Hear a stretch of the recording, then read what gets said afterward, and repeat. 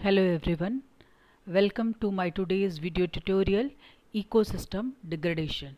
Today's topic is ecosystem degradation. An ecosystem is a dynamic aggregation of biotic communities like plant, animals and microorganisms and the abiotic environment interacting as a functional unit. Ecosystem provide many services like the flow of energy, cycling of materials and information from nature capitals or stock of the materials or information that exist at a point in time and space. So ecosystem जो है वो एक बहुत ही important component है। ये एक association है biotic और एबायोटिक कम्युनिटी का, यानी कि जब बायोटिक और एबायोटिक कम्युनिटी इंटरेक्ट करती हैं एज अ फंक्शनल यूनिट तो वो इकोसिस्टम को बनाती हैं।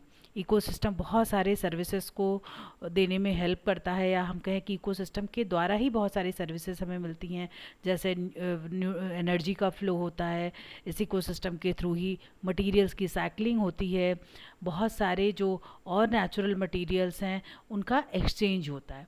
सो इकोसिस्टम ह्यूमन बींग के सर्वाइवल के लिए और जो दूसरे और एनिमल्स हैं या दूसरे और लिविंग एंटिटीज़ हैं उनके सर्वाइवल के लिए बहुत ही ज़रूरी है। So maintenance of the structure and proper functioning of the ecosystem is important for survival. There are various other names of ecosystem degradation like disruption of ecosystem by human activities, erosion of environmental carrying capacity, degradation of ecological resources, depletion of natural resources, destruction of wilderness areas, ecological destruction और ecological damages. ये सारे अलग अलग नाम हैं जिनके through हम ecosystem degradation को कह सकते हैं। सो ये तो है हो गया कि इकोसिस्टम क्या है और इकोसिस्टम की इम्पोर्टेंस क्या है, लेकिन इकोसिस्टम डिग्रेडेशन क्या है? Ecosystem degradation is important. Ecosystem degradation means deterioration of the environment through consumption of assets like air, water and soil, the destruction of environments and the eradication of wildlife. यानी कि environmental degradation environment के component का डिट्यूरेशन है, चाहे वो natural resource air हो, water हो या सॉइल हो। अगर इन नेचुरल रिसोर्सेज में डिट्यूरेशन हो रहा है, उनकी क्वालिटी या क्वांटिटी इफ़ेक्ट हो रही है, तो एनवायरमेंटल डिग्रेडेशन उसको कहा जाएगा। The destruction of environment and the eradication of wild life, और इसके साथ साथ अगर वहाँ की वाइल्ड लाइफ या बायोडाइवर्सिटी भी इफेक्ट हो रही है तो वो भी एनवायरमेंटल डिग्रेडेशन का पार्ट हो जाएगा। It is defined as any change or disturbance to the environment perceived to be deleterious or undesirable. There is an equation I is equal to PAT. I is equal to PAT means environmental impact, or we can say here in terms of environmental degradation. Environmental degradation जो होता है या environment impact जो होता है वो तीन factors पे depend करता है। पहला पॉपुलेशन, दूसरा एफ्लुएंस एंड तीसरा जो है technology. So I is equal to PAT means environmental impact is directly related to increasing human population, continuously increasing economic growth or per capita affluence and the application of resources depleting and polluting technology. So ऐसी technology जो हमारे resources को deplete कर रही है या pollute कर रही है, उसके कारण एनवायरनमेंट पे एडवर्स इम्पैक्ट पड़ेगा, एफ्लुएंस का एनवायरनमेंट के ऊपर एडवर्स इम्पैक्ट पड़ेगा, और जो कंटिन्यूस ह्यूमन पॉपुलेशन इंक्रीज कर रहा है उसके कारण भी एनवायरनमेंट पे एडवर्स इम्पैक्ट पड़ेगा। Environmental degradation, as you can see in this picture, the scene of environmental degradation.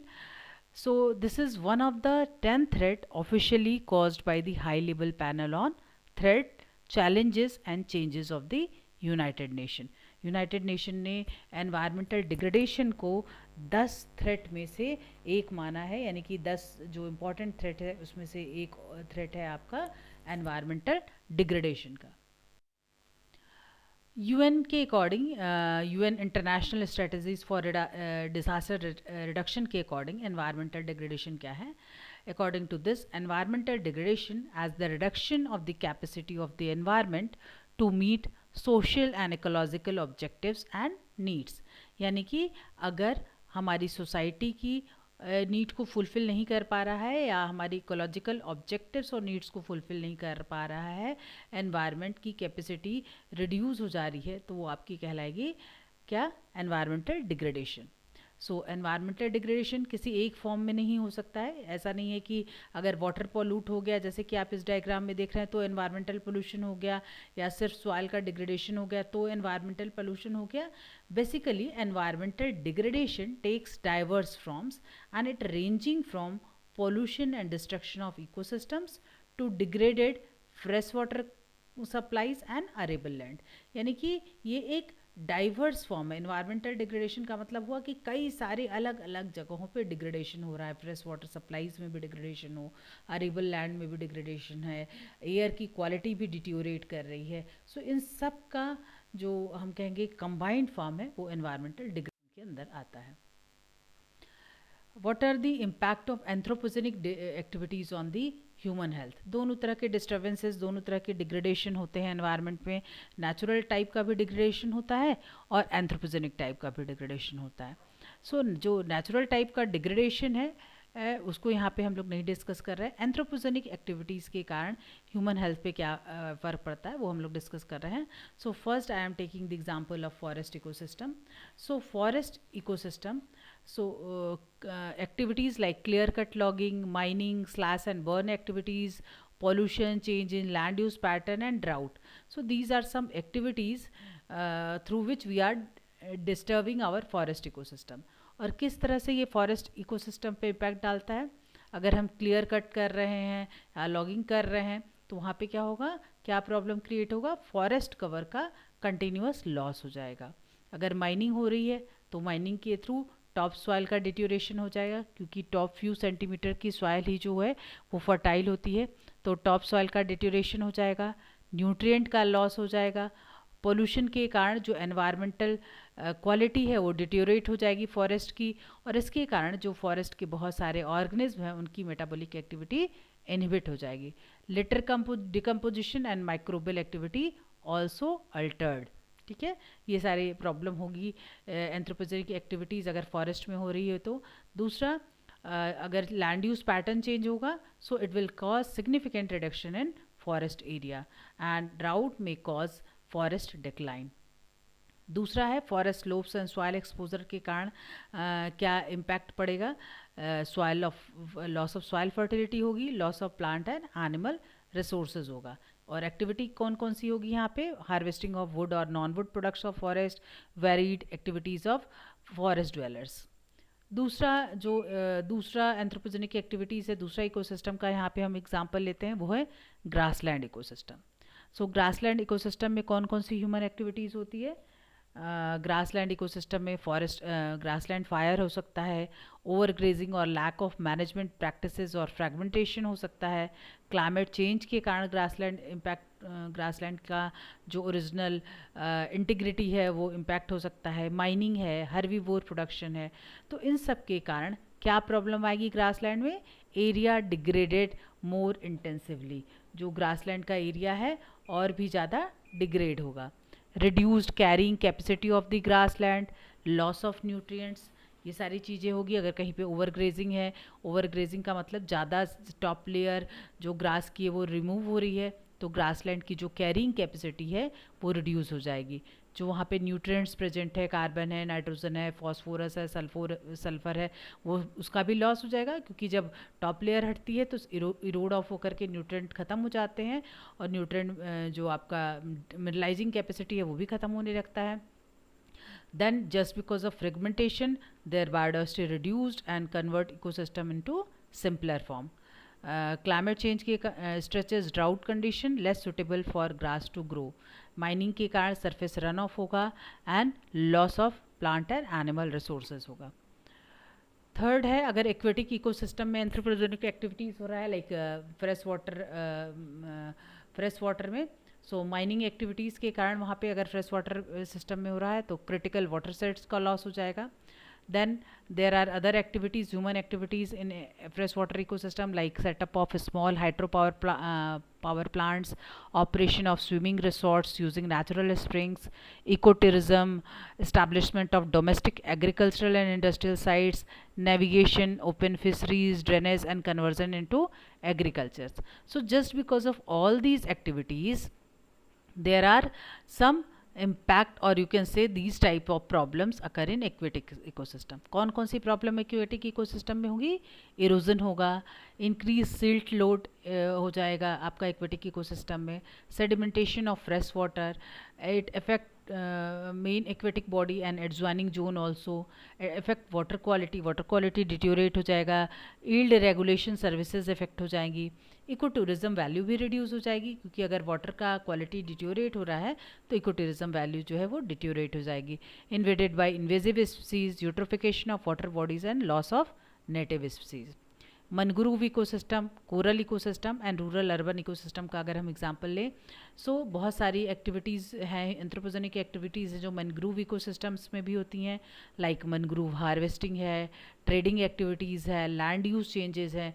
इनके कारण जो है फिश रिप्रोडक्शन वहाँ का रिड्यूस हो जाएगा, वहाँ की प्रोडक्टिविटी इफेक्टेड हो जाएगी, और लैंड यूज़ चेंजेस के कारण, चाहे वो ह्यूमन सेटलमेंट के लिए हो या दूसरे और कारणों से लैंड यूज़ पैटर्न चेंज हो रहा हो मैंग्रोव इकोसिस्टम का, तो वो हैबिटेट लॉस या न्यूट्रिएंट लॉस की तरफ ले जाएगा.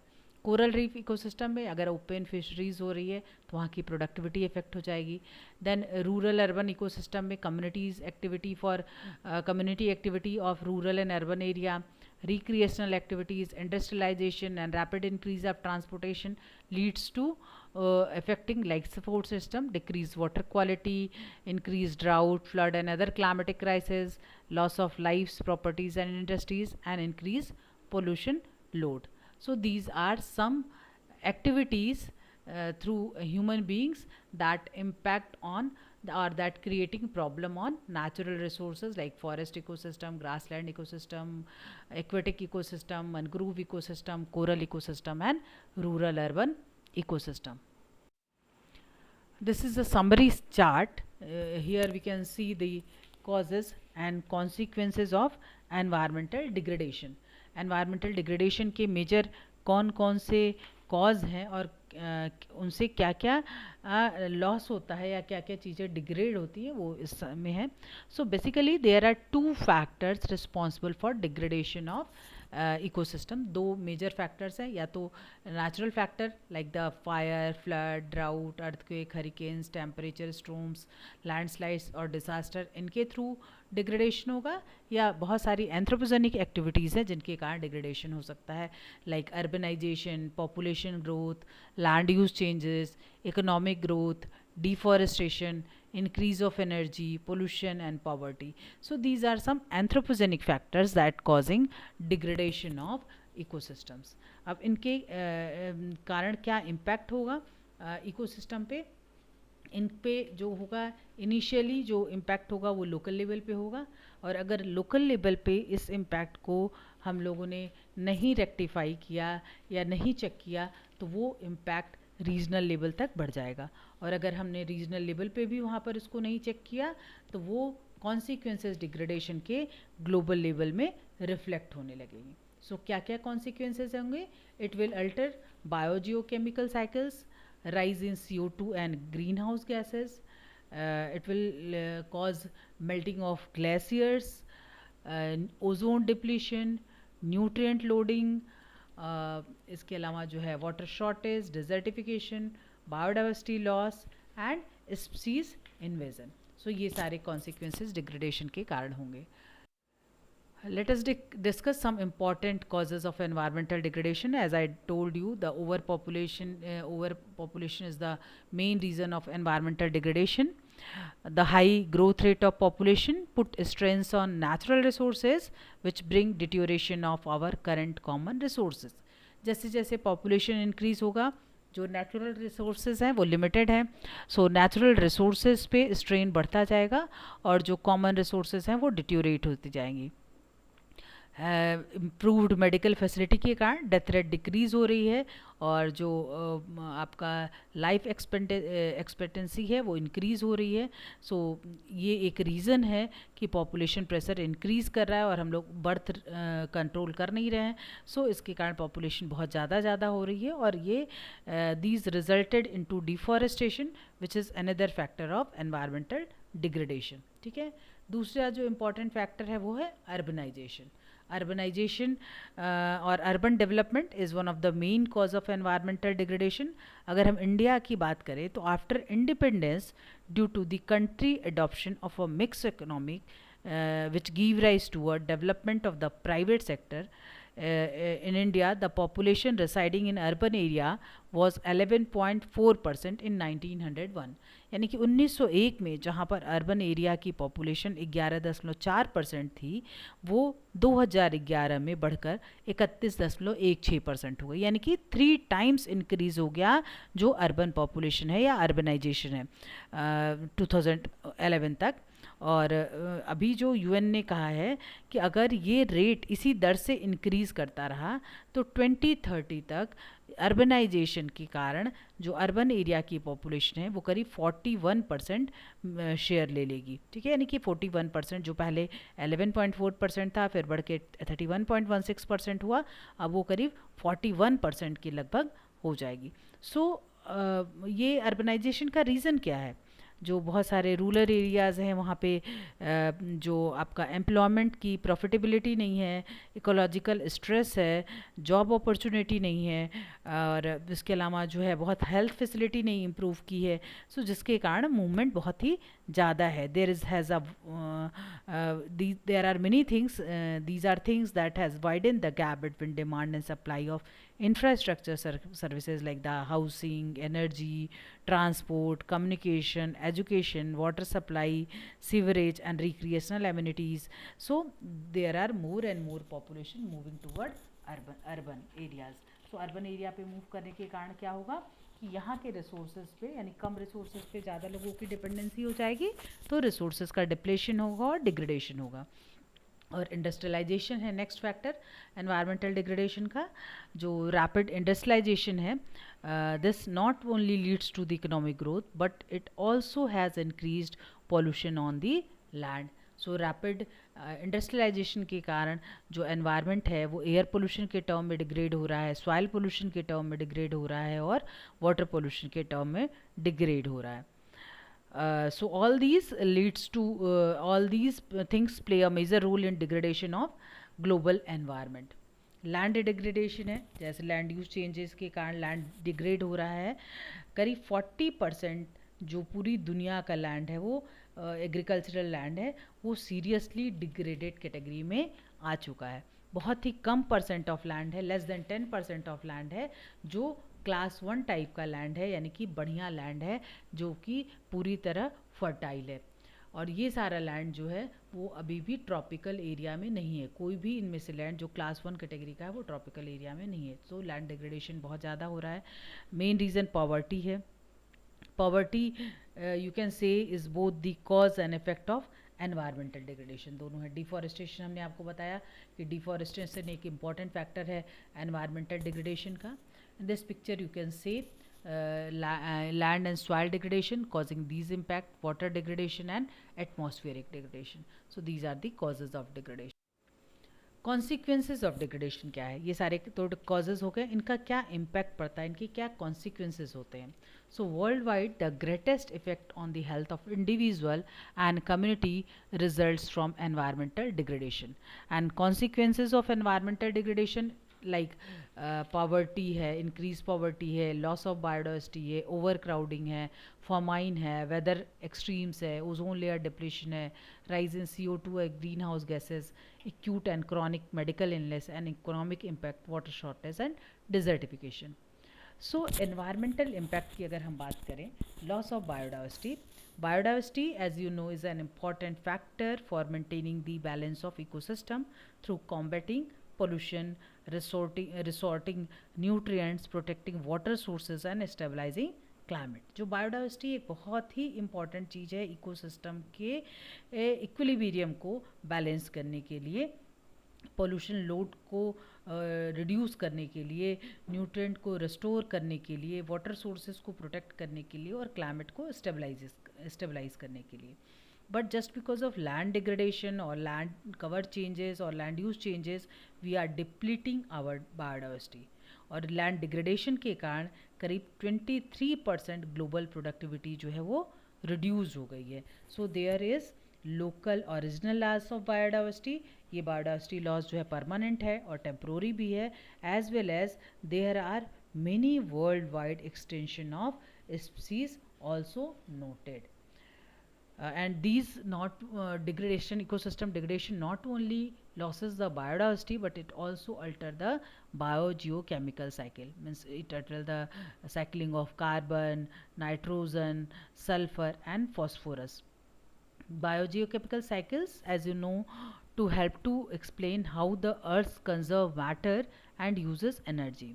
And through this biogeochemical cycle, elements move different component of ecosystem and transformation of things happen. So altering of biogeochemical cycle leads to rise in carbon dioxide in atmosphere and other greenhouse gases. So like deforestation increases CO2 and greenhouse gases in the atmosphere. As you know, vegetation absorb some of the carbon dioxide from air through photosynthesis and store carbon in their tissues as well as in soil. So but after cutting of these trees and burning of vegetation leads to increase carbon dioxide in atmosphere, and that adversely effect on human health. और इसी के कारण अगर water cycle impact हो रही है, global warming हो रही है, तो there will be shortage of water and cause of desertification. Means desertification means जो आपका डिज़र्ट टाइप का लैंड है वो इंक्रीज़ हो जाएगा और न्यूट्रिएंट लोडिंग हो जाएगी. So this is all about your causes, consequences of environmental degradation and environmental degradation. Hopefully you will like this video lecture. Thank you so much. If you really like, kindly like, share and subscribe my YouTube channel Rajni Classes. Thank you.